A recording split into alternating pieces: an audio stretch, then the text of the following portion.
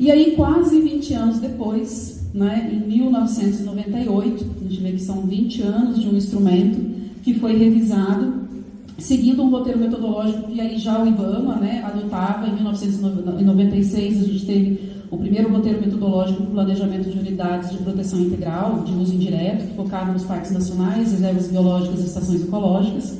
Então, esse plano de manejo ele foi revisado em 98, foi publicado em 98, eu vou apresentar um pouquinho de como ele é. Esse é o que a gente tem válido até agora, né, até a publicação do novo plano de manejo. Ele, aqui só para dizer que nesse processo de atualização das orientações, em 2002, o ICMBio, o IBAMA, né, teve um novo roteiro, então atualizou o roteiro metodológico para planos de manejo, mas esse plano ainda continuava seguindo o instrumento anterior. E aí a gente tem...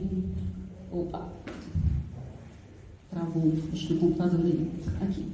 Em 2015, esse mesmo plano de manejo de 98 passou por uma revisão pontual. Né? O que é isso?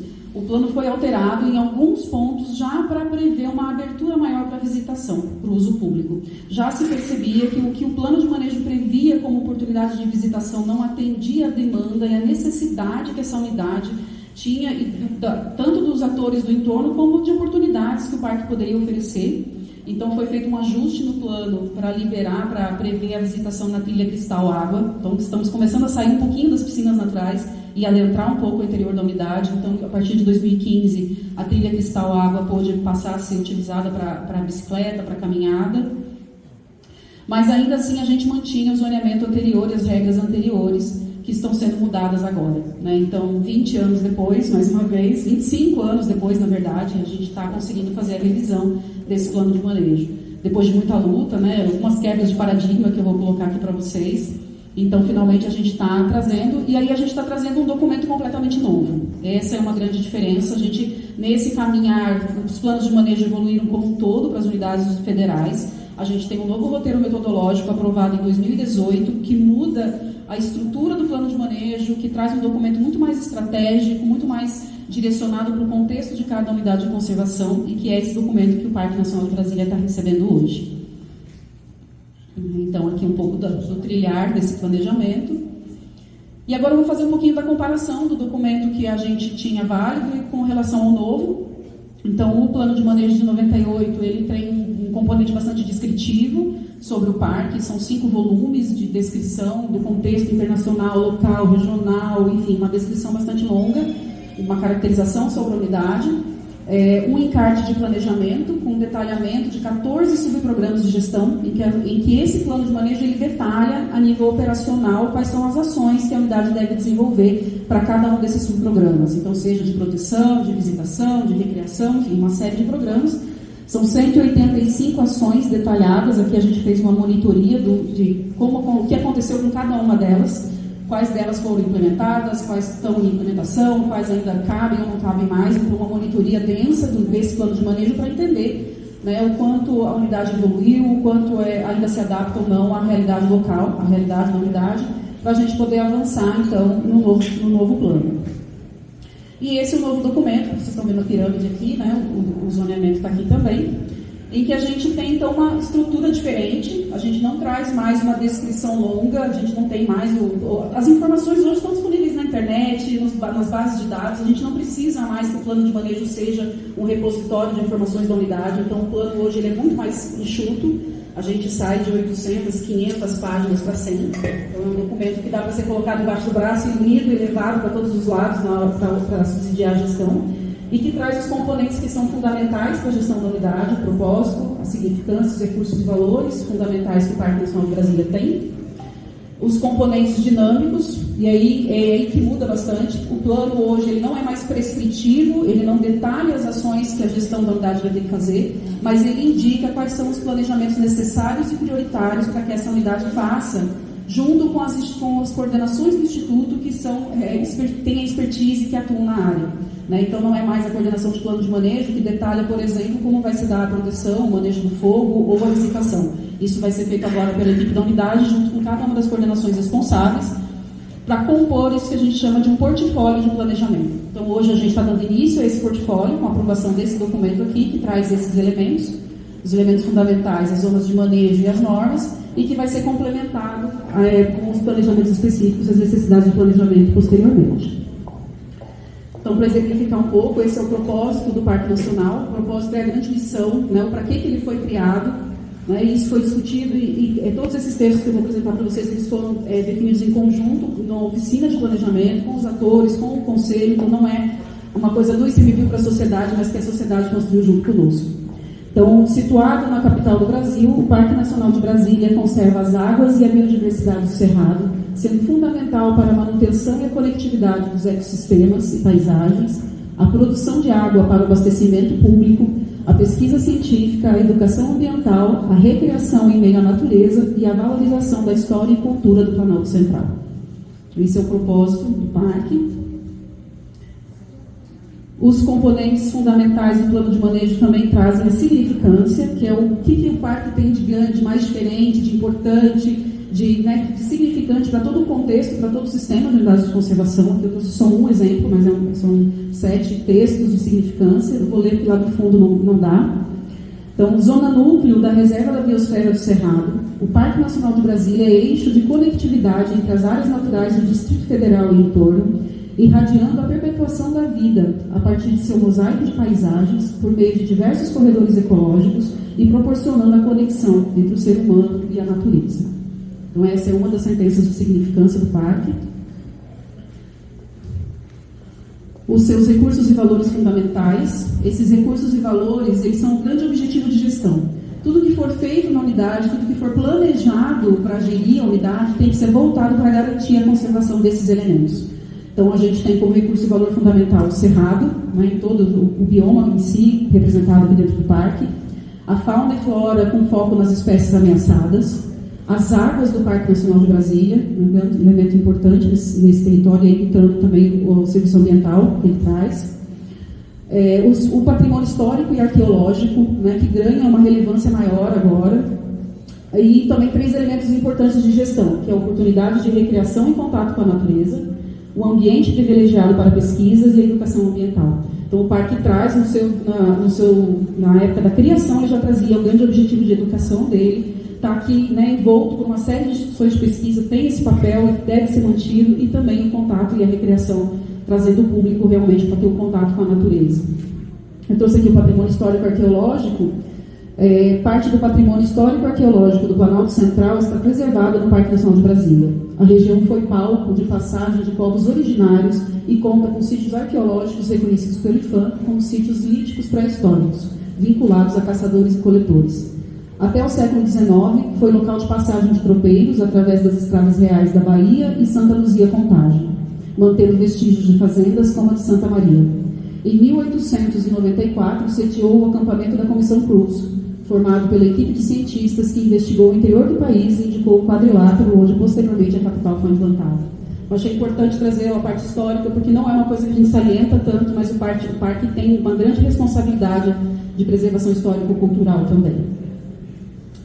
Aqui já passando para o portfólio de planejamento, então trouxe só aqueles que têm alta prioridade, que é o foco agora que a unidade vai ter o plano de manejo, né, por onde começar a implementar. Então, por onde começar é a detalhar esses planejamentos que foram considerados como mais prioritários, o plano de uso público, né, o plano de manejo integrado de fogo, Morita, por aí, o plano de prevenção e controle de espécies exóticas invasoras, também é uma situação bastante complicada que o parque tem, então é uma das prioridades, e o plano de gestão socioambiental para conectar mais com os atores do entorno, envolver mais com a sociedade, trazer mais a sociedade para se conhecer do Parque Nacional. E aí, aos poucos, com outros planejamentos, vai sendo compondo esse portfólio. Aí um pouquinho do zoneamento, né, uma coisa que muda bastante realmente. Esse é o zoneamento que o plano de 1998 traz. Não tem a área ampliada, né, que está localizada mais ou menos aqui. A gente tem aqui as áreas verdes e a roxa, é uma área de zona intangível e zona primitiva, que a gente usava no termo anterior, e que não permite a visitação. Então, a gente tem uma área restrita à visitação, considerável, no plano anterior, e que agora a gente está mudando, trazendo novas oportunidades realmente para que a sociedade conheça e participe do Parque Nacional.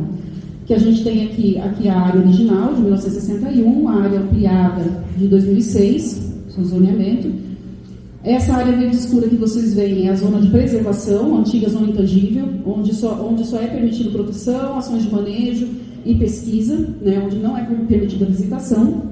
A gente tem o verde claro, que é a zona de conservação, que permite a visitação de baixo grau de intervenção, caminhadas, ciclismo em pequenos grupos, acampamento rústico, mas com todo cuidado em áreas pré-definidas, né, então já traz uma oportunidade de uma visitação mais prístina para o parque.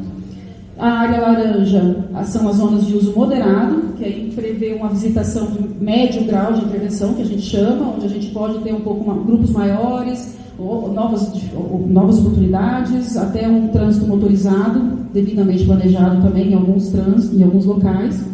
Importante dizer que o trânsito motorizado com veículo particular ele é permitido somente na zona de infraestrutura, né? Então, para não se assustem, não vai ter visitante andando com carro particular dentro do parque de forma alguma. O acesso de visitante com veículo ele é permitido somente aqui nesse vermelho, que é onde estão as piscinas naturais, a administração, mas abre um leque de oportunidades para que o ICMBio planeje, ordene e faça uma visitação diferenciada no interior da unidade. E o Lago de Santa Maria, que está aqui nessa zona azul, porque ele também é usado para abastecimento público, mas dessa vez, trazendo aí uma quebra de paradigma, ele vai poder passar também para a visitação pública. E aí, já finalizando, vou adentrar um pouquinho na parte da visitação, com a licença da Roberta, do Paulinho, estão por aí, né? Mas trazendo para vocês já a visão de futuro do plano de uso público, que foi construído paralelamente ao plano de manejo. Acho importante frisar que para fazer esse zoneamento a gente trabalhou muita parceria com a Coeste, né? A gente fez trabalho de campo junto, a gente foi junto para identificar em que áreas poderia ter visitação sem comprometer os recursos naturais da unidade, então foi um trabalho bastante integrado com a coordenação de visitação. E o plano de uso público, que já está também bastante avançado, traz como visão de futuro, uma visão muito bonita, pelo menos eu achei, né? Em que o Parque Nacional de Brasília acolhe, conecta e encanta pessoas com seus jardins de cerrado, o céu e as árvores do Planalto Central, propiciando para todos experiências diversificadas que se traduzem em atitudes para a conservação ambiental. Presente na vida do brasiliense, o parque compartilha sua riqueza com o Brasil e o mundo. Então é isso que a gente espera.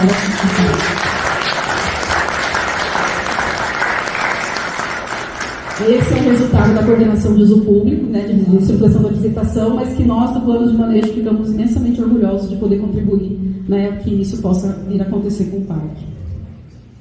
Então, trazendo um pouquinho das novas oportunidades de visitação, acho que a diferença aqui é a visitação no Lago de Santa Maria, em que vai ser possível atividades de banho, não motorizadas como caiaque, stand-up, né, trilhas que vão poder passar por lá. E aí uma construção que foi feita muito próxima da CAESB, então é importante registrar a participação da CAESB, a gente fez oficinas específicas com eles para discutir como fazer essa liberação, pensando tanto na segurança do meio ambiente, quanto na segurança do visitante e na segurança da estrutura de captação e fornecimento de água. Então, o plano já traz normas que estão ali, foram acordadas com a CAESB para que a gente pudesse viabilizar essa visitação, pensando em áreas mais íntegras, pensando em readequar áreas que não foram recuperadas até hoje para que elas recebam uma infraestrutura de apoio à visitação e aí possam ser integradas ao ambiente novamente. Aqui a Fazenda de Santa Maria, então pensando em propiciar que o visitante chegue até a fazenda, um local histórico, faça a visitação nessa área e que fica também na margem do lago, né, que são atividades que a gente fez durante o reconhecimento de campo, ainda na época da pandemia, né, então todo mundo de N95 andando no campo para poder fazer o plano de manejo. Faz parte da história.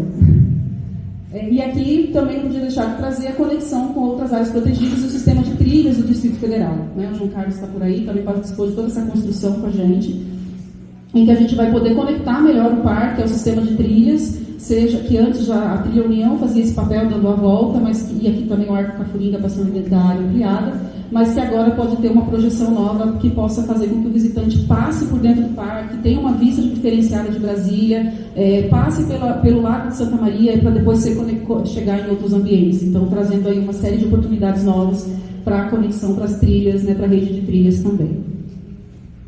Lembrando de que isso sempre com muito cuidado com a conservação, entendendo a visitação como uma ferramenta que nos auxilia na gestão e na proteção da unidade, né, uma ferramenta que vai ajudar na sensibilização da sociedade sobre a conservação da natureza, no engajamento na proteção do parque, como fazer denúncias, a gente vai ter o visitante como parceiro em campo, né, para a proteção, e trazendo também um apoio para o desenvolvimento sustentável do território. Eu trouxe 2 regras ali que estão no plano de manejo, tem uma série de normas para tomar o cuidado, tanto com a infraestrutura quanto o planejamento, mas acho que tem 2 coisas que são essenciais a gente destacar, que é a liberação dessas novas áreas e dessas novas atividades com todo o cuidado e planejamento prévio. Então não é porque o plano está aprovado hoje, vai sair no Diário Oficial amanhã que já dá para ir nadar lá no Lago de Santa Maria. Não é isso, gente. A gente tem um caminhar de planejamento em que o plano de uso público precisa ser finalizado e a estruturação de cada uma dessas novas áreas de visitação precisa ser feita e liberada pelo ICMBio, seja por um protocolo de visitação ou por uma autorização direta. Então, depois que a visitação de cada ponto desse estiver devidamente planejada e organizada, é que o ICMBio vai noticiar que ela está finalmente aberta à visitação. Então, isso é um ponto importante. E o outro é o monitoramento dos impactos da visitação. O ICMBio já tem protocolos de monitoramento dos impactos biofísicos, adota em todas as unidades, mas aqui a gente traz um componente extra, que é o monitoramento da fauna, principalmente da fauna de médio e grande porte, de aves e espécies aquáticas e peixes, nas áreas mais sensíveis ao redor do lago e em outras áreas também, para que a gente possa medir e avaliar como a fauna está se comportando em relação à visitação e, se necessário, reordenar a visitação para que ela não comprometa a conservação das espécies do Cerrado. A gente sabe que o parque é um refúgio muito importante para uma série de espécies ameaçadas. O Lago de Santa Maria é importante para a dessedentação dessa fauna, principalmente na época da seca. Então, a gente está tomando todo o cuidado de restringir visitação em alguns lugares de maior acesso de fauna, que não vai ter, e também, se necessário, reordenar a visitação, isso está previsto no plano de manejo, com base em dados de monitoramento das atividades. E aí, para finalizar, queria agradecer a equipe, realmente foram 2 anos e meio de bastante trabalho, de bastante discussão, envolvimento, não podia deixar de reconhecer o trabalho de todos os envolvidos, então a equipe do parque, o Grahal, a Daniela, a Verusca e a Ju, a Juliana, que enquanto chefe acompanhou também todo o plano de manejo, a Lilian Rangai e o Ricardo Machado, que são da Coman, a equipe ampliada da Coman, que participaram do processo até mais do que eu, que tive de licença por um tempo, mas assim, que foram essenciais para que a gente conseguisse chegar aqui, e a equipe da coordenação da Coeste também, que foi essencial para esse planejamento, então a Dani Chalub, a Ângela e o Paulinho estão aqui também. Então, muito obrigado por toda essa parceria nesse processo, A Roberta também contribuiu. Se eu começar a listar todo mundo, aí a gente vai longe, mas assim, principalmente a equipe que pôs a mão na massa, queria fazer esse reconhecimento realmente, que a gente não teria chegado aqui se não fosse a coesão, que a gente técnica que a gente teve, o esforço que a gente teve. Então, muito obrigada.